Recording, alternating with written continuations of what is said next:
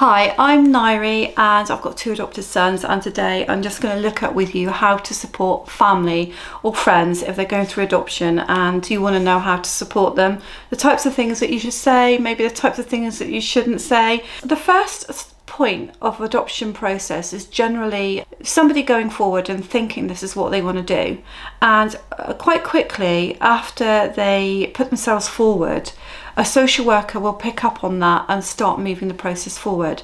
Now the thing is that your friend or family member, should we call it family for a minute, will not be 100% sure that this is what they want to do.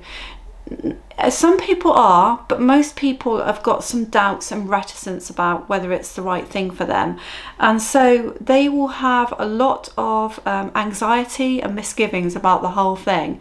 And even though the first part of the process is generally just checking, so it'll be checking criminal records and getting references, you know, basic checks really to make sure there's nothing that's going to stand in the way of them adopting. There's a lot of anxiety around this time, even though it's quite a quick time, and you have this sort of sense of, am I really doing this? I know that's how my husband and I felt, even though we'd been fostering the boys. As it started to happen, we were very much like, are we really doing, is this really happening? There's a sense of kind of looking outward, inward on yourself. And so some of the things I'd say is best not to do is say things like, it'll be fine, oh, I'm sure you'll get through fine, and all these sort of things, because that anxiety is real. Not to maybe keep questioning about how it's going and how far it's gone, but you know, to give them things to take their minds off of it, you know, do things so that they're not thinking all the time about adoption, because this is the short part of the process, and as time goes on it's going to get more difficult. We get into the real nitty-gritty of the process. Whichever country you're in, I'm sure this is going to include assessments where a social worker visits you, it's going to include some training, it's going to include some house checks, and all I can tell you, it's very grueling. Adopters might say to you that it's going fine, I'm getting on well with my social worker, everything's going fine, no problems, but even if they say that to you, even if there are no problems, it's kind of the stress levels now start kicking in, because there's a lot to take into consideration. Things to not say at this time are, you will be perfect at this. I'm sure all children go through bad times, because they'll be going through training that will be telling them about trauma, will be telling them the worst case scenarios, will be telling them about how brain development can be affected by trauma, will be giving them information about abuse, all categories of abuse, will give them a lot of detail which they've never heard of before and will upset them. And so saying to them, well, I'm sure that all children will go through bad times, is trying to tell them that they are just taking on the same as what they would as if they had their own child. And I've got to be honest with you, they're not. They're not. I mean, even a baby can have some difficulties developmental wise. So saying to them all children go through bad times is like saying, well, it doesn't really matter, what you're learning doesn't really matter. Something like saying you'll be all right once it happens. I mean, some adopters will be terrified, excited, but terrified about when it happens. So saying you'll be all right when it happens is not going to make them feel any better. What you can do though is give them some emotional support as they're maybe feeling overwhelmed by the information that they're receiving, and let them share with you the types of things they're learning, because for the most part, perhaps stuff is known about adoption, perhaps, but less is known about trauma and understanding attachment, and so perhaps they would like to share that with you so that you understand what they're learning. Good to take them for some nights out, days out, to again break that cycle of constantly thinking about adoption and being overwhelmed by the possibilities and the thought of the whole thing. You can say things like, it must be difficult having a social worker visit you all the time and ask you lots of personal questions, because I don't know anybody that doesn't find that difficult. And you can say, I'm here for you to share. You can say, you must be finding this information hard, because they're thinking to themselves, the child that I'm going to be having is going to have possibly gone through all this, and that is quite devastating when you first find that out.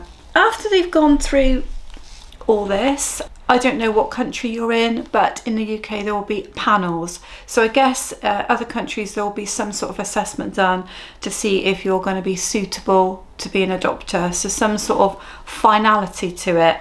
And most adopters become incredibly anxious over this, thinking that stuff might come out of the woodwork that they weren't expecting, and they have maybe waited for a child for forever, so they're going to be anxious that the panels are going to turn them down, or the final assessment is not going to go through.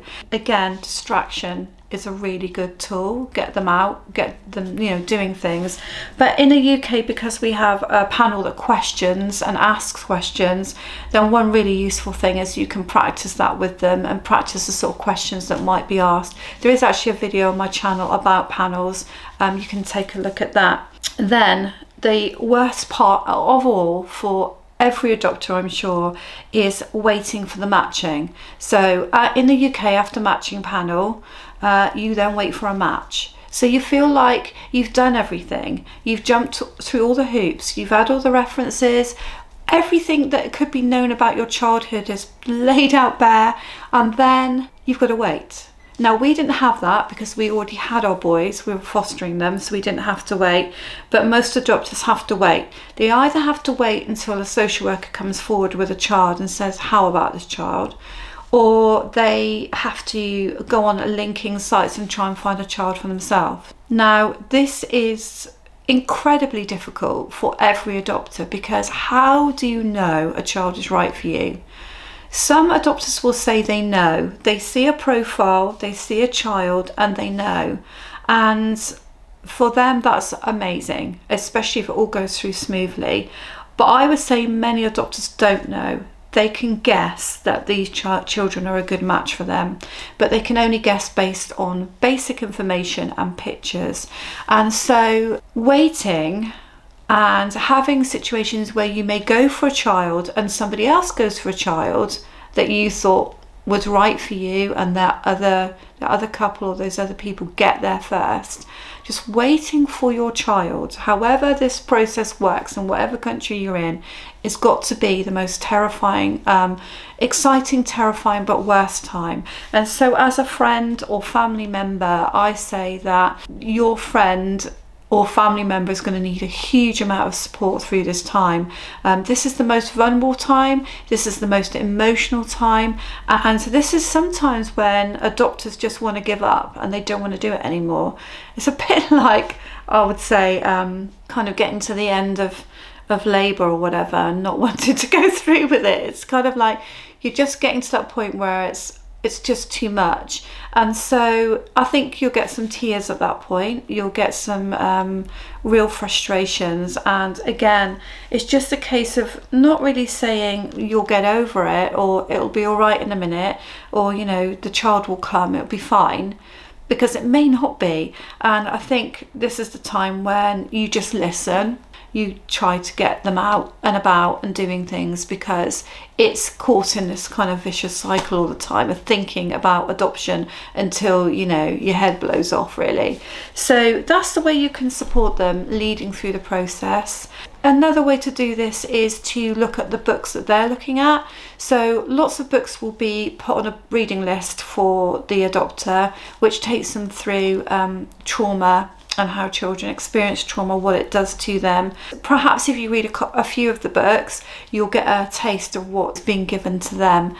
And another thing that you can help them to do is to be positive and to get the house ready. So even though they've not got a child at this stage, something that's really distracting is to be able to go and help with the house and start to get excited about the child coming. So preparing bedrooms and getting things into the house is a really good distraction and really practical, because, you know, God willing, they will end up with a child or children. So there's no reason why they can't be positive and try to move forward with those things. So I hope that helps you to support your family member or friend, and look forward to you subscribing on my channel. Even if you're not an adopter, you can still tap into the many videos and resources that I have on there for your adopter friend or family friend. Thank you.